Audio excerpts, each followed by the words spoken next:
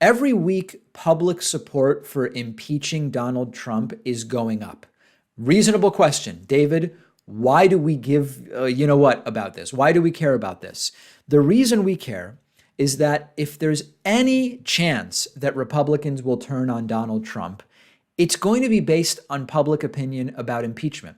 For better or worse, we can say this is terrible, that this is the reality, but this is the reality. Republicans are putting their fingers to the wind, and to the extent that public opinion shifts in favor of impeaching and removing Donald Trump, that is the only remotely possible way that you are going to see Republicans say, you know what, maybe it is time for the president to go. It's not likely, but we do have some historical precedent for it. If you go back to the 1970s and Richard Nixon, this was admittedly historically a very different circumstance. Public support for Nixon's removal was a really big piece of Republicans eventually going to Nixon and saying, listen, we don't want to impeach you, to convict you on impeachment, but we sort of are going to have to. It would be much better if you resigned. And ultimately, Nixon did resign. And that's why this is relevant. So let's look at the numbers for Donald Trump. Multiple new polls about this, none of them good for Trump. New Quinnipiac poll says 55% of registered voters support the impeachment inquiry. That's up 4 points from a week ago, which was up from 46 the week before, which was up from like the high 30s the week before that. So the trend is very, very clear.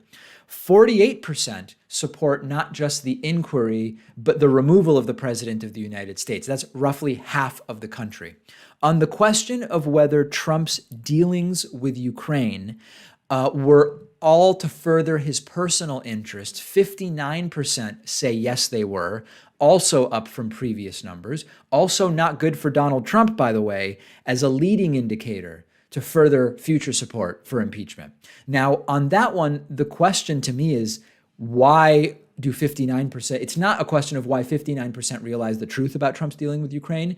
It's what is preventing the other 41% from realizing that obviously Donald Trump's interactions with Ukraine were out of personal interest. Like, what is holding back that 41% from realizing what's right in front of their faces?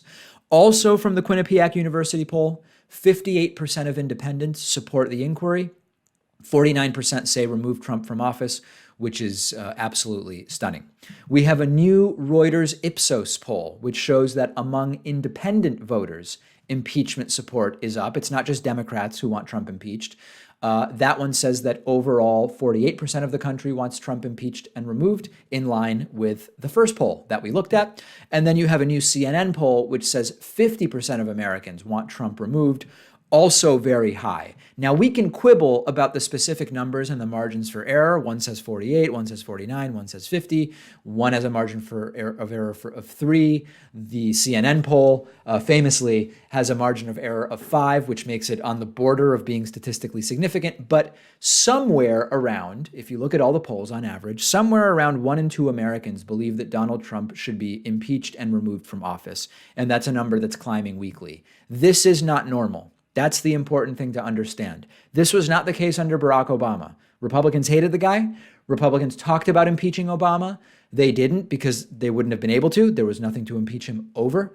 And there was no public demand for the impeachment of Barack Obama. When you look at these numbers and understand the hyper-partisan environment that exists today, 59% of the country agreeing on anything is stunning. That's why 88% agreeing on universal firearms purchase background checks after Sandy Hook was so huge, and still our elected officials just couldn't get it done. So these impeachment numbers are massive.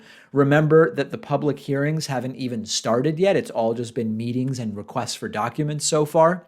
My guess is that the public hearings will very heavily trigger Donald Trump's Twitter rampages, which don't seem to be helping him lately. So we are just at the beginning of this thing. The concern, though, is we are now only, 53 weeks, 54 weeks from the 2020 election.